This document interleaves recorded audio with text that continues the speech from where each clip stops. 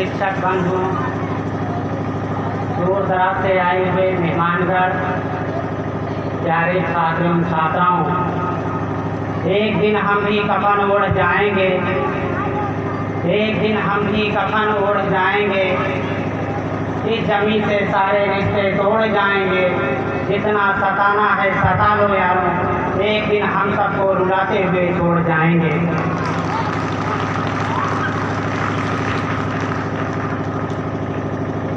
जैसा कि आप लोग जानते हो, आज 26 जनवरी जो राष्ट्रीय पर्व है, अपने विद्यालय में और पूरे देश में मनाया जा रहा है।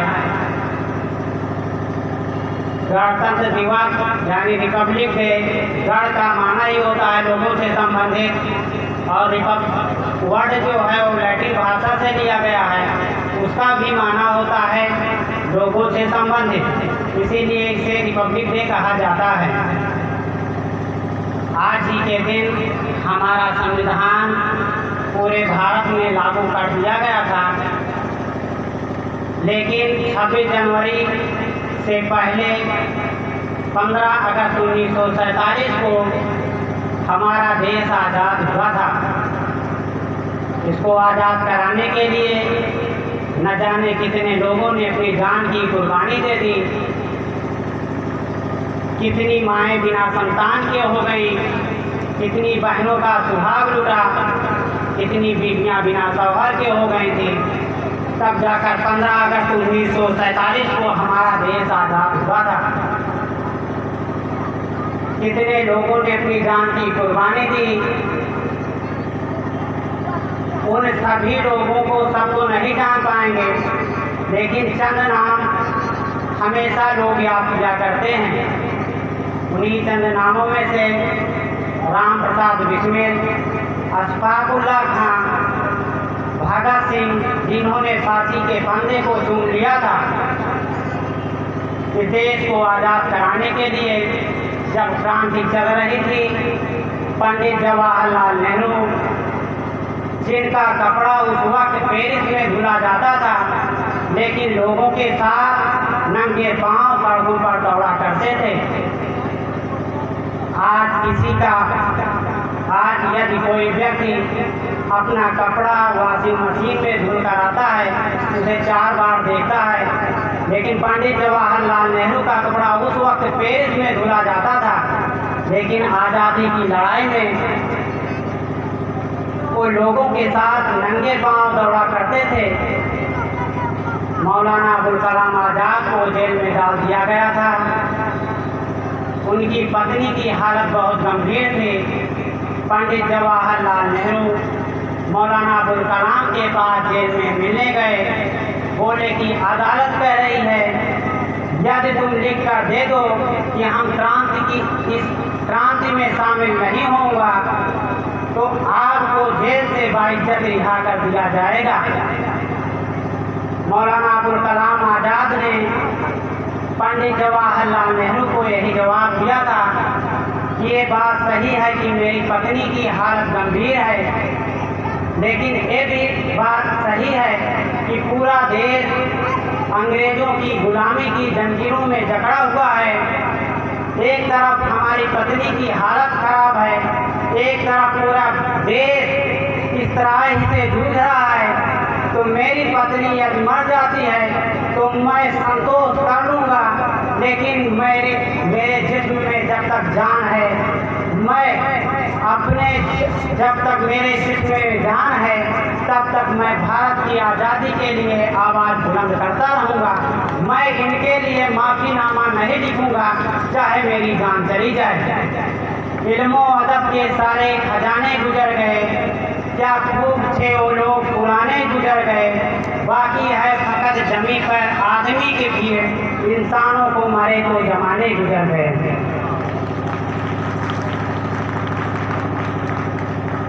गांधी जी दांडी यात्रा कर रहे थे नमक आंदोलन के लिए। उनसे पूछा गया, गांधी जी यदि आपको अंग्रेज गिरफ्तार कर लेते हैं तो आपका स्थान कौन लेगा। 1932 की बात है, आज भी वो तस्वीर गूगल पर मौजूद है। गांधी जी ने कहा था, यदि मुझे अंग्रेज गिरफ्तार कर लेते हैं तो मेरा स्थान अब्बास तैयब लेंगे। यदि मुझे अंग्रेज गिरफ्तार कर लेते हैं तो मेरा स्थान अब्बास तैयब लेंगे। 1932 में नमक आंदोलन में गांधी जी को गिरफ्तार कर लिया गया था। उनकी गिरफ्तारी के बाद हजारों की संख्या में पठान और पठान के बच्चे आकर खड़े हो गए थे और ये ऐलान कर दिया था कि गांधी जी को तुमने गिरफ्तार कर लिया है, लेकिन हम पीछे हटने वाले नहीं हैं।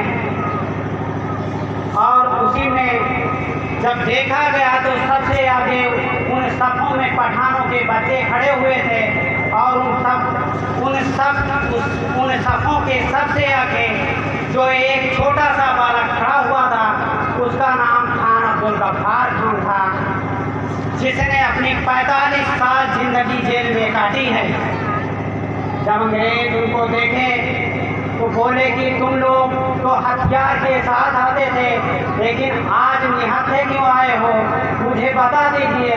तो उन्होंने कहा था, गांधी जी ने मैं गांधी जी से वादा कर चुका हूँ कि मैं हथियार नहीं उठाऊंगा और शांतिपूर्वक प्रदर्शन करूंगा। यदि तुम उस पर गोली चलाना चाहते हो तो चला लो, लेकिन मैं कभी हथियार नहीं उठाऊंगा, क्योंकि मैं जो वादा करता हूँ उसे निभाता हूँ। और जब अंग्रेजों ने उन पर गोलियां चलाई थी तो बाद में जब देखा गया था तो किसी भी बच्चे के पीठ में गोली नहीं लगी हुई थी, सबके सीनों पर गोलियां लगी हुई थी। कोरस से कह दो, सिकंदर से कह दो, खतरा है फिर भी समंदर से कह दो, ना जुल्म के आगे झुके थे, ना हम कभी जुल्म के आगे झुकेंगे, ये बात वक्त के इख्तियार से कह दो।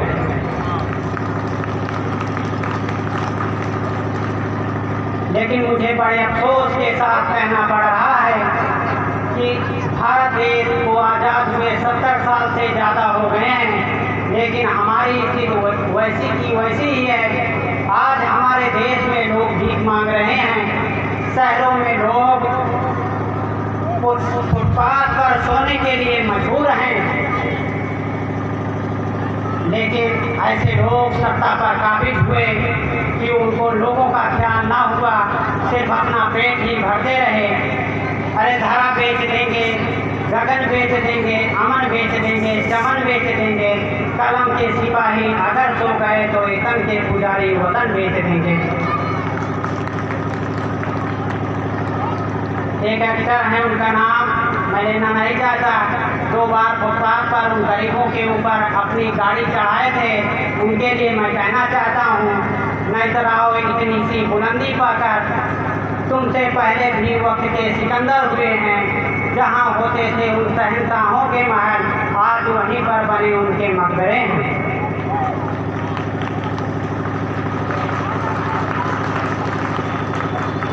एक जंगल में भयंकर आग लगी हुई थी, सारे जीव जंतु जंगल को छोड़कर चले गए, यहाँ तक कि जंगल का राजा शेर भी उस जंगल से दुम दबाकर भाग निकला।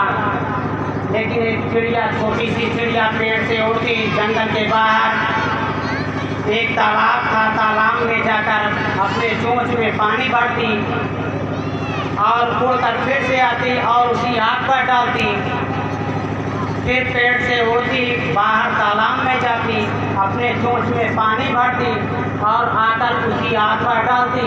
किसी ने पूछा, अरे चिड़िया रानी, जो तुम आग में पानी डाल रही हो अपने चोंच से, इस चोंच के पानी से आग बुझने वाली नहीं है। तो उसने बड़ा अच्छा जवाब दिया था। तो चिड़िया ने कहा, मैं जानती हूँ कि इस आग हमारे चोंच के पानी से आग बुझेगी नहीं, लेकिन जब कभी इतिहास के पन्नों में जंगल का नाम लिखा जाएगा तो हमारा नाम आग लगाने वालों में नहीं बल्कि आग बुझाने वालों में रहेगा।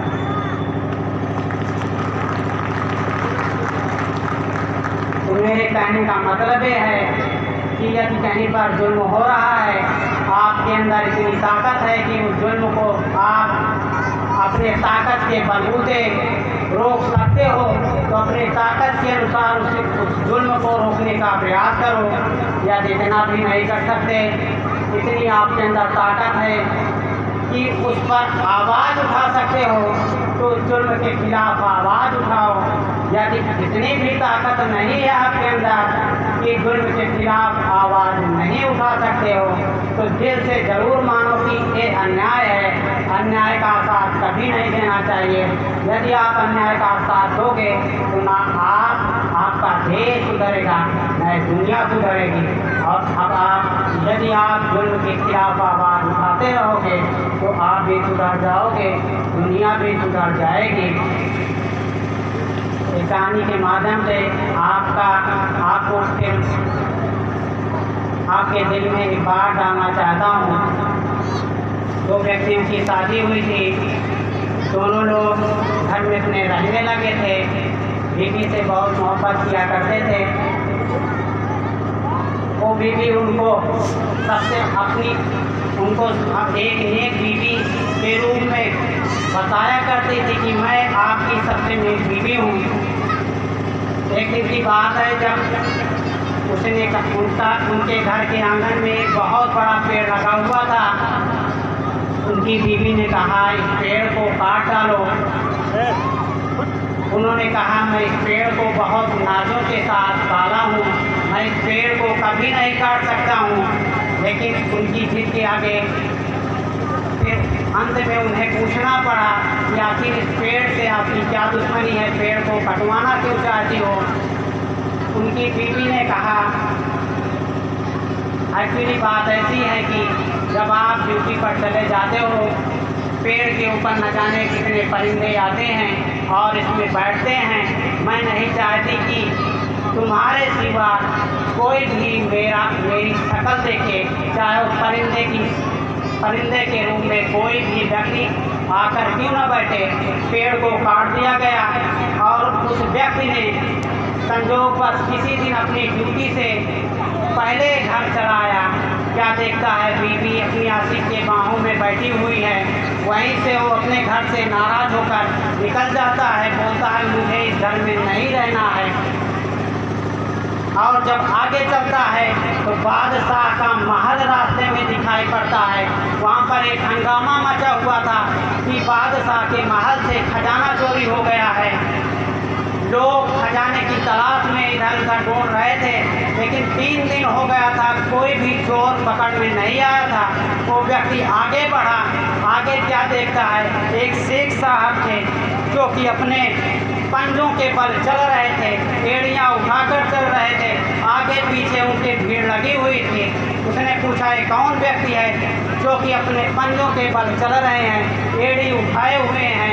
तो लोगों ने कहा ये बड़े ईमानदार व्यक्ति हैं, ये शेख साहब हैं और ये इतने ईमानदार हैं कि अपने पंजों के बल इसलिए चल रहे हैं कि कहीं ऐसा ना हो कोई चींटी के पैर के नीचे आकर मर जाए।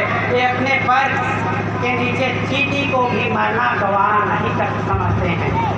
वो व्यक्ति फिर वापस आता है और बादशाह के महल में पहुंचता है और बोलता है चोर का पता लग गया है। लोग हैरान हो जाते हैं कि आखिर चोर कौन है।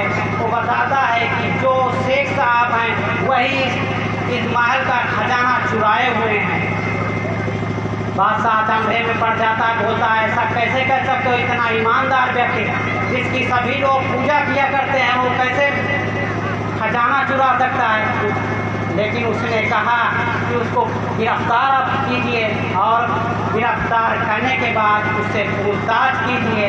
पूछताछ में पता चल जाएगा कि यही चोर है। आखिर अंत में उन्हें गिरफ्तार किया जाता है और जब पूछताछ होती है तो पता चलता है कि हाँ इसी शेख साहब जो अपने पंजों के बल चल रहे थे उन्होंने ही खजाना चुराया था।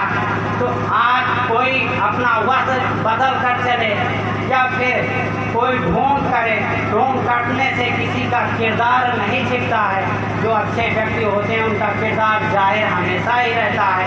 अरे न दोस्तों के कर्म रहेंगे न दुश्मनों के सितम रहेंगे। हमने हर एक पत्ते की खाक छानी है, बुलंदियों पर तो हम रहेंगे। घास के पत्तों से ताजमहल नहीं बनता, नदियों के रोक लेने से समंदर नहीं बनता। लड़ते रहो ज़िंदगी से हर एक पर, क्योंकि एक चीज़ से सिकंदर नहीं, कोई सिकंदर नहीं बनता। इसी शेर के साथ मैं अपने स्पीच को यहीं पर विराम देना चाहता हूँ कि अब तो चलता हूँ कदे से मीर।